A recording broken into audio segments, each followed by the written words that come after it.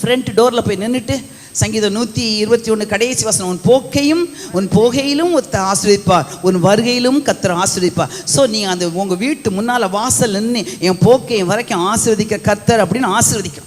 ஹாலில் வந்து உட்கார்ந்தா சங்கீதம் 133:1 இதோ சகோதரர் ஒருமித்து வாசம் பண்ணது எத்தனை நன்மையும் இன்பமாக இருக்குது அப்படின்னா அந்த ஹாலில் எல்லாரும் உட்கார்ந்துருக்கும் போது நாங்கள் சமாதானமாக இருக்கணும் ஆண்டவரே. கிச்சனுக்கு போனால் மத்தேயு 6:11 சொல்லப்பட்டிருக்கு, வாசிங்க. மத்தேயு 6:11 கிச்சனில் போனால் நம்ம சொல்லணும், அந்த வசனத்தை சொல்லணும். எங்களுக்கு வேண்டிய ஆகாரத்தை இன்று எங்களுக்கு தாரும்.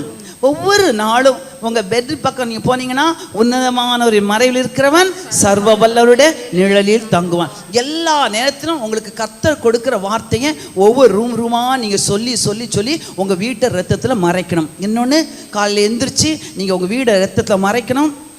கொஞ்சம் பாத்திரமே வேண்டாம், ஒரு சொட்டு எண்ணெயை தொட்டுட்டு உங்கள் வீட்டு முன்னால் மேல் சட்டத்துலையும் இப்படி தொட்டு வச்சு என் வீட்டை ரத்தத்தில் மறைக்கிற ஆண்டவரே, எந்த அசுத்தமும் உள்ளே வரக்கூடாது, எந்த மூணாவது நபரும் உள்ளே வரக்கூடாது, எந்த அருவருப்பும் வரக்கூடாது, எந்த பின்மாற்றம் வரக்கூடாது, எந்த உலகம் வரக்கூடாது.